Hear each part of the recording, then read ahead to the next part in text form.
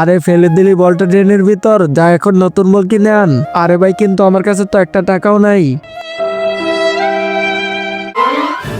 আরে ভাই ওই দেখ ওইখানে টাকা পড়ে আছে। আরে ইয়ার ভাগ্যটাই খারাপ, নোট পেলাম কিন্তু তার ভিতরে গান্ধীজির ছবিটাই তো নাই। তুই আমার সঙ্গে আয়। ম্যাডাম এক প্যাকেট বল দেন তো। ঠিক আছে, এই নেও, এই নেন আপনার টাকা।